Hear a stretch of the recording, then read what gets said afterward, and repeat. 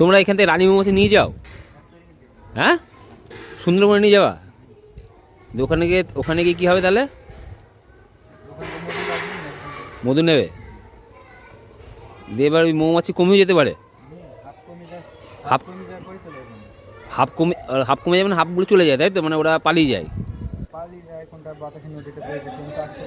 আচ্ছা, মানে তোমরা নদী এপার ওপার থাকা বলে তাই তাই তো?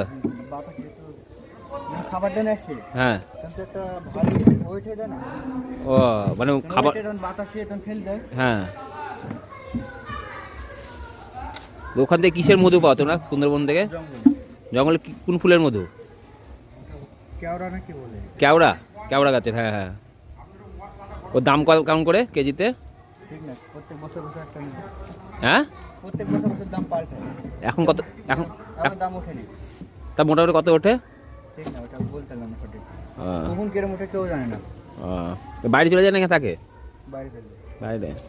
আমাদের কাছ থেকে কোম্পানি নিলে কোম্পানি থেকে সবজি কাটা দুবাই সব তো ভালো খেতে। আর আবার নিম গাছে ফুলের মধ্যে হয় না? হ্যাঁ, নিম গাছে ফুলের মধ্যে হয়। হ্যাঁ, 4 বছর ধরে আছে মেয়ে লাইনে। মানে এগুলো তোমরা রানী মৌমাছি তৈরি করে সুন্দরবন চলে যাবে তাই না? ওই দোতলা বাক্সের যে মাছ ছিল না, ওগুলো লোড হয়ে থাকবে। আচ্ছা, পুরো রানী মৌমাছি হতে যাবে? আমার কাছে আসুন না ভিডিওগুলো। আচ্ছা,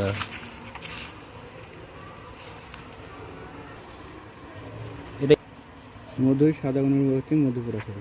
আচ্ছা, সাদাগুলোর ভিতরে মধু আছে? আচ্ছা, হলে ভালোই হয়। এই একটা বাক্সে 25 কেজি মধু হয়েছে? এই বাক্স থেকে একটা বাক্স, মানে আমার পড়ায় আছে 85টা বাক্স। আব্বারে, ঠিক আছে যাও। জঙ্গল থাকতে হয় তাই। জঙ্গল থাকতে হবে? হ্যাঁ, আমাদের মাঠে পড়ে থাকতে হয় তাই। সে মাঠে পড়ে থাকতে তো হবেই। তো ভালোই তো লাগে সুন্দরবন, ঠান্ডার মধ্যে এখন ভালোই লাগবে। সুন্দরবন যাতে গরম পড়ে যায়, গরম পড়ে যাবে না? তখন তো প্রচুর গরম লাগে, জলের অভাব হয়। মশা, খুব মশা, জল আর মশা, সাপ। জঙ্গল দেখে তো সব থাকে। দেখলাম সেখানে বাঘ পার হয়েছে। কি বাঘ পার হয়েছিল নাকি? বাঘে ভয় লাগে যাবে তো, মাঝে সাথে পার হয়েছে। ওই অত বড় নদী পার হয়ে যাবে? তোমরা কোন দিকটা করে থাকো? মানে আমরা সুন্দরবন, ওইটাও সুন্দরবন, ওইটি জঙ্গল, এটি পাড়া বলতে। আচ্ছা, নদীর এপারে থাকি, নদীর পরে জঙ্গল। ঠিক দেখালাম ভিডিওর বলতে এই মোবাইলটা কিনলাম তো, তার জন্য। আচ্ছা, ঠিক আছে যাও।